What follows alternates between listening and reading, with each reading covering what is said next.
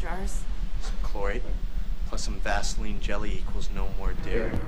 Check this out. Imagine I couldn't bring myself to do it, and I never did.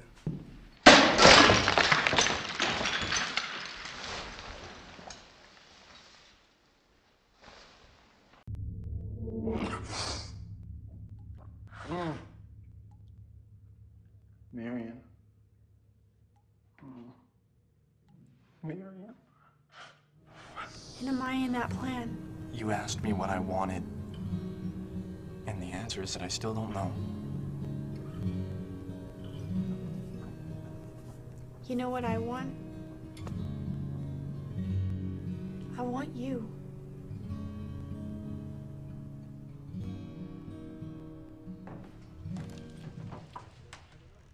All right. I think you're ready. So thank you for coming today. Tell us a little bit about yourself.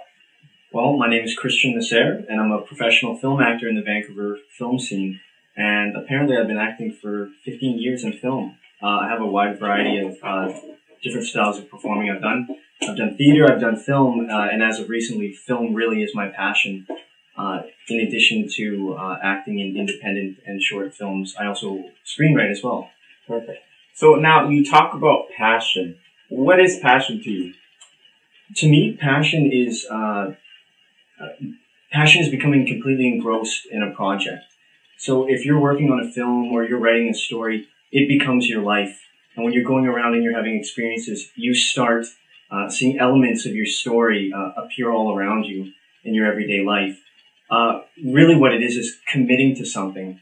It's making a commitment, and that's what passion is. As an actor, what motivates you to go out and portray a character on screen or on stage? Right. Well, I think what motivates me to portray a character on screen or on stage is that everyday life you get to play yourself, but you don't often get a chance to dive into somebody else's mindset. And by portraying somebody else, you comment on society and you comment on individuals. You portray. Is there a particular message you try to reach out to the audience, like a theme, a central theme, or something like that? Yeah, after I portray a character, there's definitely a theme or a message I try and portray to the audience. Pretty much within each character, they do have a central image. They do have a core. They have a life beyond what you see on screen, and you have to make them a three-dimensional character. And I think the main message you try and give with a character is humanity. If you have humanity, regardless of their flaws or how perfect this individual may be, it's relatable to the audience. In the industry, wow, do you look up to? And what message do they send to you that makes you look up to them? Right. Well, the person I look up to the most in the film industry really is Martin Scorsese, the director. Every single film I watch of his, I see elements of reality, as dark and disturbing as it can be. I just find him to be an amazing visionary and very with the times. I mean, someone like Martin Scorsese, he shoots Taxi Driver on film, but now you have him fronting the new 3D wave in the theaters.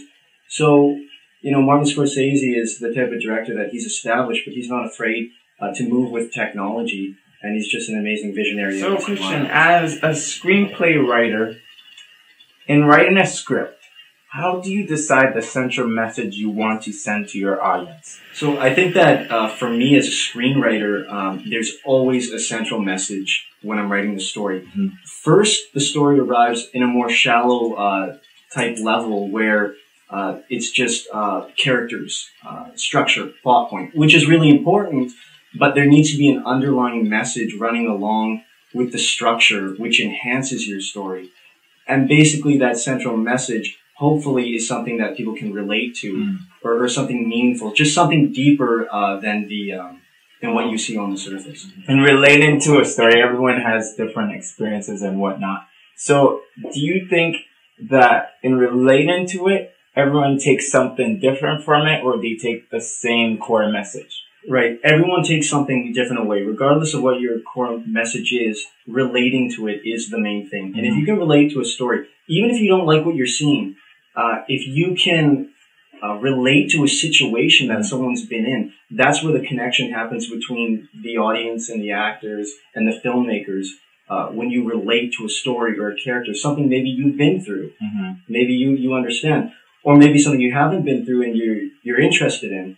But connection is the whole point of a film. Beautiful. That's beautiful.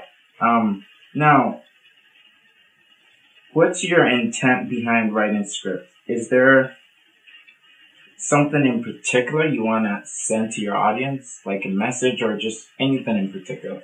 Right. My intent with writing, well, mankind's been writing since our species has been in existence.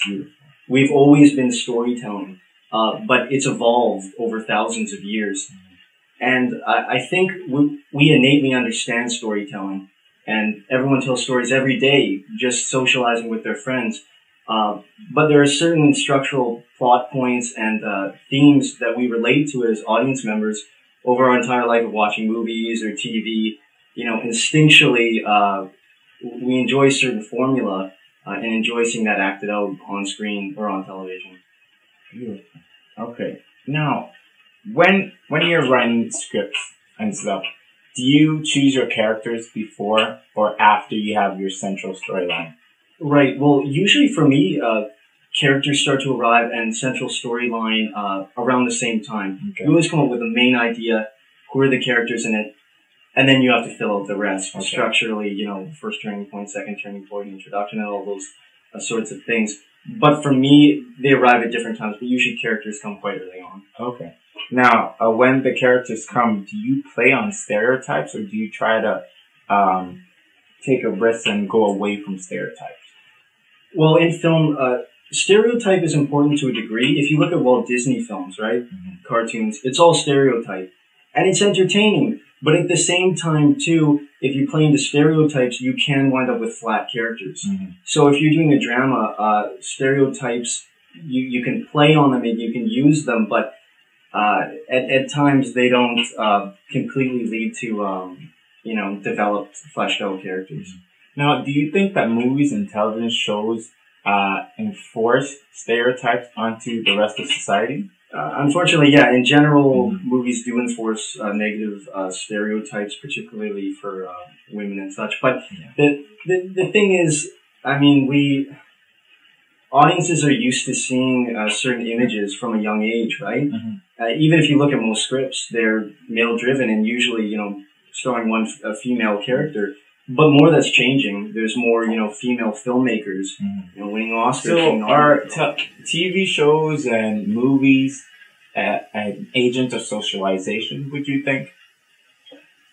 Yeah, I would definitely agree with that. The thing is that media impacts us so much.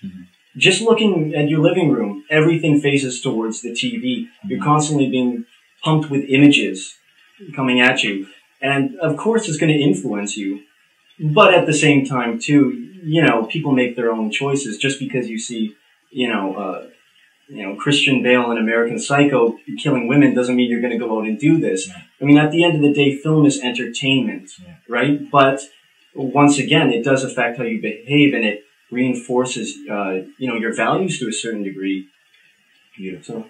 Thank you so much for your time, Kristian. And, we look forward to seeing you more on the big screen and whatnot. Thank you so much. Well, thank you so much for the opportunity. It was really great getting a chance to do this interview with you, Andrew. So thank you very much.